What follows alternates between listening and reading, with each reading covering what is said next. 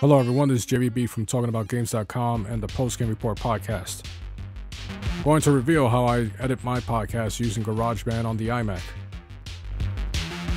So on the bottom, I'm looking for my icon that has Garageband.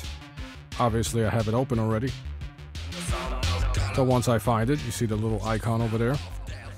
Double click, and I will hit New Project, which will give me the option of doing a new podcast.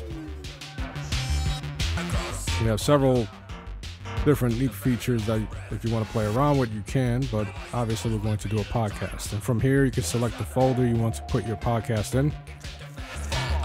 Me, of course, I put it under PGR, which is the Post Game Report. You can find it on iTunes, by the way, and TalkingAboutGames.com. You can select the new folder as well if you want to, but I put it under PGR. As you can see, I have previous files there. You can also name it what you want to name it. So here I'm going to give it test episode. And then we're going to, of course, hit create. Now this section right here I don't mess with. I don't know if you guys want to take a chance and mess with it, but I leave that alone. So we hit create. And of course GarageBand's going to open up. And here you'll see 3 different tracks on the left hand side. So let's go to the panel on the right. Let's expand that a little bit. Move it around. It's so pretty to move around. So the panel on the right, you'll see that goes to 3 tracks I was telling you about. Actually, for some reason it does male and female voice. You can duplicate tracks. You can delete tracks. It'll even explain what each track can do. So we're going to go to, and over here, I was actually using QuickTime to do a screen recording, which is the first time I've ever done this. So I was actually blocking some of the tabs for GarageBand, so I do apologize. So you'll see that I'm going to delete the track, and I'm going to keep the first 3 tracks that were there before. So on the right hand side, you'll see a panel with music, pictures, audio. And here you can add a movie and simply just have the audio of that movie. So if you download a YouTube video or you have a movie clip, you can just simply use the audio from that specific clip. And of course, if you want to get fancy and add pictures or music, and later on I'll show you how to do that, you have the option to do so. It will only show you iTunes music that is installed in iTunes, but you can always open up a folder where your music is located and simply drag the music in there.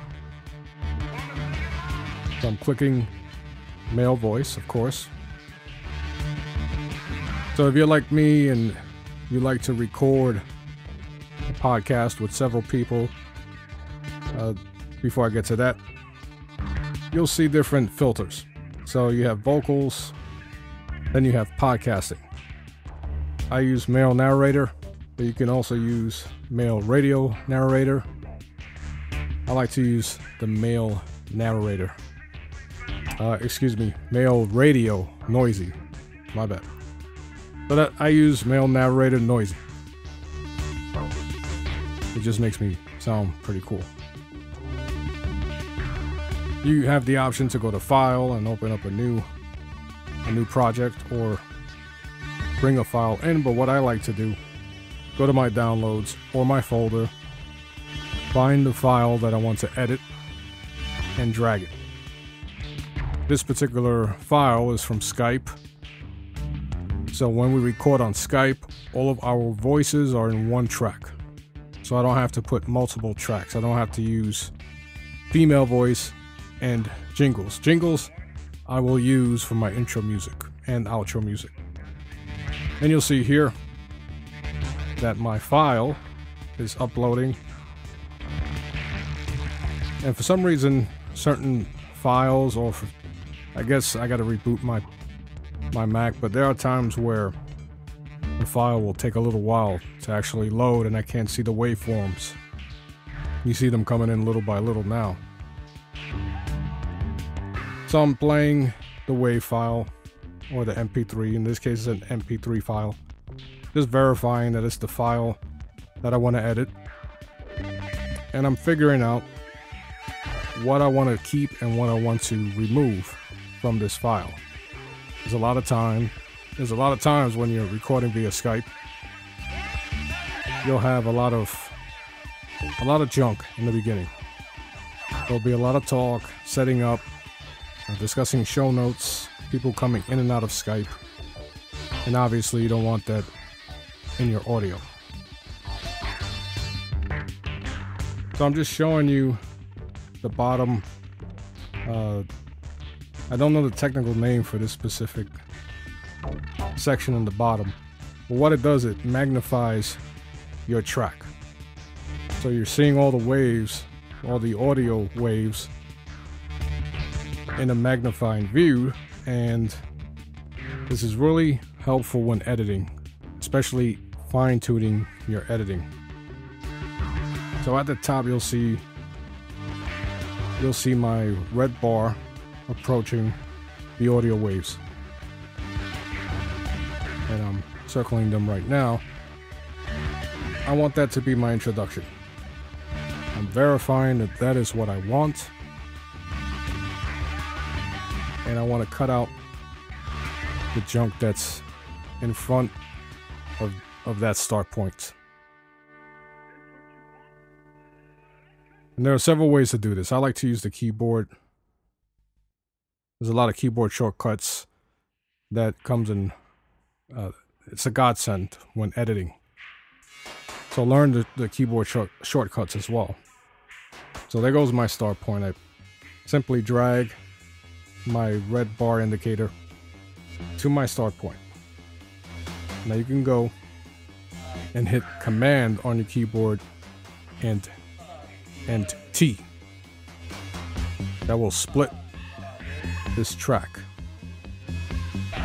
Or you can do it the old-fashioned way and go up top, go to Edit or File, and you see Command T, and you can split it that way as well. So here you see that I split the audio. So to the left of the audio is the junk I want to eliminate. So I'm going to shrink it. You can see in the middle left-hand corner, I'm going to tap to a specific area that I want to size this audio. As you can see, I'm scrolling and it's coming in very large. So once I shrink it down, you can verify that that's what you want to delete, excuse me. And you'll go to File or Edit and Delete. Then you simply tap it to highlight it, and you'll drag it all the way to the beginning. And that's your start point. That would be normally your introduction. Wherever you want it to start, that's going to be your start. Myself, I used to do a countdown, and that used to be my start point. So I'm right here, I'm circling dead space, meaning that there is no one speaking for a few seconds. Could be 3 seconds, 5, whatever, but you don't want it there. So you have dead space, and you want to bring the next set of audio waves. You want to attach it to the beginning. I'm going to show that down here. You're seeing that there's dead space, and then someone begins to speak, and you see the audio waves. And I'm scrolling up top. Normally I would minimize this, and what I was demonstrating here was when you maximize or you spread your track to where the audio waves are separated, it gives you a little bit of an edge in fine-tuning your editing tool in the bottom. If you were to minimize it all the way, it would jump. It would when you try fine-tuning in the bottom, dragging your red line indicator, it would jump around and skip frames and just jump into to a larger chunk of the audio. When you maximize it, you'll get more of a precise tool. I said tool. Anyway, so here you're seeing that there's a piece of audio that I want. I want to drag that into the rest of the audio. So what's really cool about GarageBand is that I don't have to keep splitting the track. I can simply drag the dead space from left to right, wherever the dead space is. As you can see, I'm doing it from right to left. And I'm just verifying where my audio is that I want to keep. Now, if you mistakenly go too far, you can simply continue dragging back to the right and it will reappear. So I'm just verifying here that there is dead space and I want to bring this specific section with the beginning of my audio. And you're seeing that I'm dragging all the dead space. I'm minimizing it pretty much. And this is the beauty of GarageBand. Once you get the hang of it, you're gonna fly through this. So I could have simply just highlighted the way it's highlighted now. You see it's a different shade of yellow. I could have just deleted it or dragged it as I was doing before.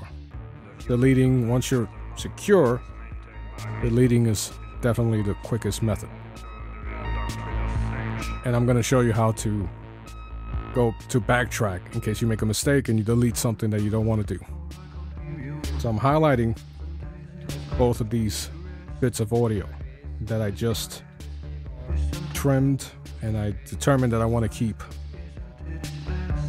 So I'm bringing them together and you can see that I'm dragging the dead space and I'm simply pushing them together. And there may be a time where you'll go too far and overlap another piece of audio. All you got to do is simply drag that piece away and expand it. I'll show you how to do that in a second. But you want to put these two bits of audio together with everything else on the left. So instead of dragging both of them, which can be pretty time consuming, because you might have 10 to 20 of these little bits of audio. So you're going to take all the little bits of audio, and at the bottom you'll notice that you're magnified. You have a magnified view of what's going on, so you can be a little more precise. So here, because it's 3 separate pieces of audio, and once you listen to them to verify that that's what you want, that when mixed together is going to come out to something that you can use, you're going to highlight them by simply left clicking over it, as you would do with any file. You're going to highlight it. Notice I maximized the view so I can make sure that's what I want. And then you're going to do something called join. And it's pretty self-explanatory. You could do Command J or click join. And what it will do is it will make it one piece of audio. So instead of dragging 3 little tiny pieces, or maybe more, you have everything put together. It's finalized, and you can drag it with the rest of the audio. And of course, you would do this, you would do the join feature with your entire audio, your final track. But I'm not going to show that because I just demonstrated it here. But you know that option is there, and it's very helpful when moving various pieces of audio.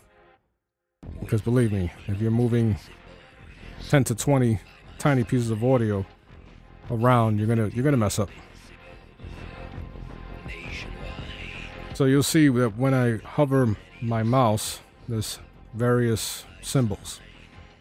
The one I'm using now, just by tapping down on the audio, on the clip, I drag it and I put it together with the last section of, where I left off with the first bit of audio, which would be the intro part that we were talking about at the very beginning. And once again, I'm going to join them because everything's finalized and you know that your introduction is set. So you join it so this way you can move it around as one. But there's still plenty to go because to the very far left, you still have plenty of audio left to edit. But now all you have to do is move around this large bar and do the same process. Find the bits that you want to keep and you don't want to keep. Split them, join them, and move them to the far left where your finalized audio is sitting at. Of course, you can do it in your own way. You can edit and then join everything together. You can do the editing first, the splitting, and then later on do the joining. So if I were to join the entire audio, obviously it's going to take a little more time.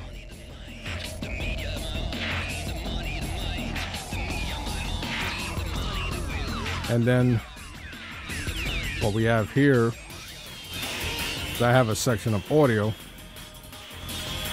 that has a lot of dead space. So I'm dragging the audio and you can see that in the bottom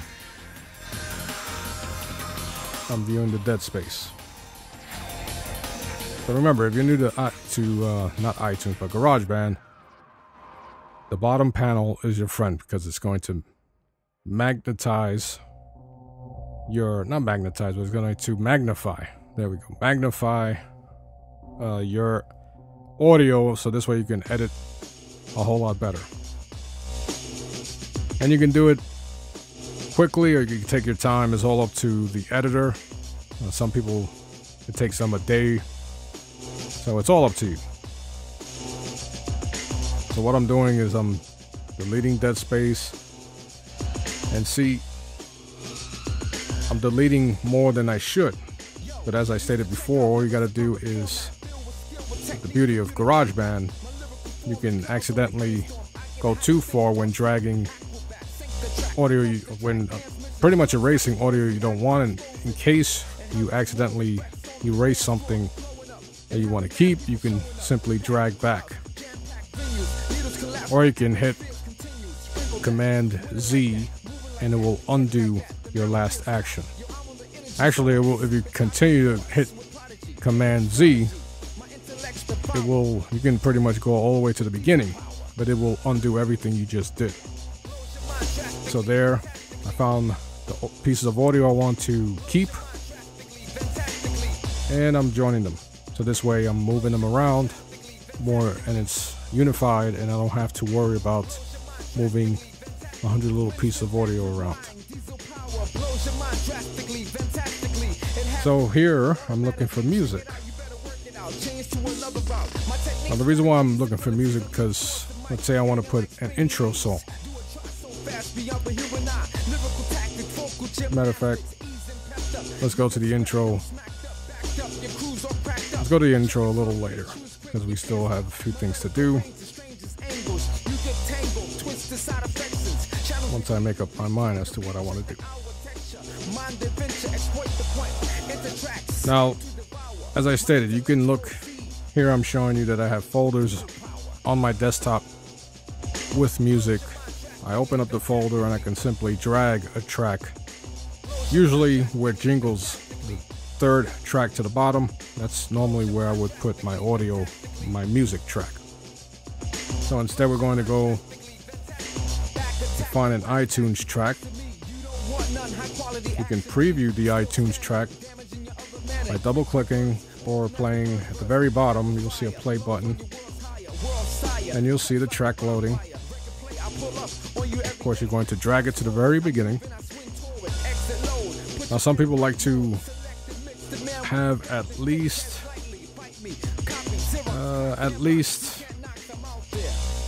okay, before we get to that, let me explain ducking. Ducking is a feature where, let's say you have music playing in the background, but you're speaking. So what will happen with ducking is that every time someone is speaking, the music will lower itself automatically. And then when there's some dead space, the volume level of the music in the background will raise, just so that there's no dead space while you're podcasting. So usually most people leave that on. Sometimes I manually edit the volume of the intro myself. Personally, I like to do my intros, I like to keep them at 10 to 15 seconds. Once I find, as you can see, I'm using my red bar to find 18 seconds. So I will align the beginning of my intro, which is the first time I speak. I'm aligning that with the 18-second mark. Here I'm showing you the volume for the audio track. There's a reason for this. So once you click and you create a mark simply by tapping where the red mark is at, you can create markers where you can adjust the volume. So I created 2 dots. I will align the one on the left to the start marker, and then the one on the right will adjust the volume. It will adjust where I want the track to begin lowering itself.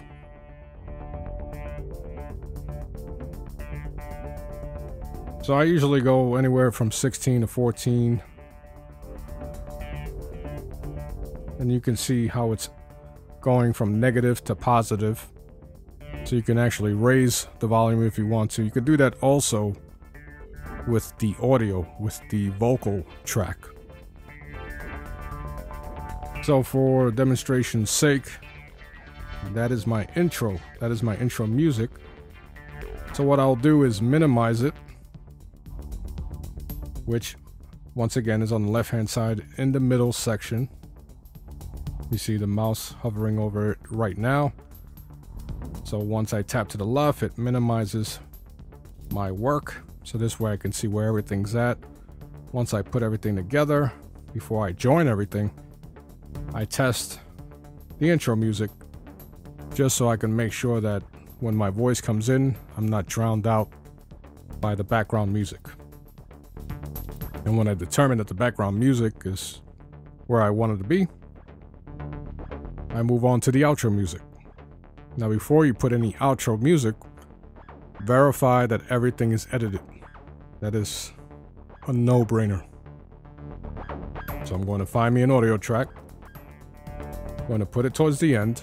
You can time it any way you want. Myself, I like to have most of the music playing at the last portion, probably the last quarter of my podcast. You'll hear music playing in the background. That's kind of like an audio cue. Well, it is my audio cue, letting people know that we're nearing the end of the podcast. And my signature is that I will do the opposite. I will raise the volume at the end of the vocal track. Me personally, I like to play over half of the song. This way, if anyone actually is still around while my podcast is finished, there's a treat waiting for them with a cool song that I think is cool. So once I test that the outro music comes in the way I want it to, I usually like to set it up to where once I say goodbye everyone, the music hits at its highest note and it gives it more of an impact. So once you're done and you join everything, you have the option to share. I usually go straight to export to disk, and you can choose how you want your audio to come out. You can make it an AAC. Use an AAC encoder, which will allow you to use pictures. So if you're familiar with podcasts and you have it on iTunes, let's say I'm talking about BioShock, I'll put a picture of BioShock once we begin talking about BioShock, and you'll see a picture of BioShock during that discussion. Usually I put MP3 encoder, and I like to keep it at 64 kilobytes. So I'll use spoken word. Sometimes I'll put it at the highest setting, but as you were viewing, when you put it at the highest setting, the file comes out bigger. And I'm not going to actually save this into my hard drive because it's already edited. But you'll see it's telling you if you use AAC encoder, you have more options to have higher quality audio and picture in the background. It's all up to you. And that's the beauty of GarageBand.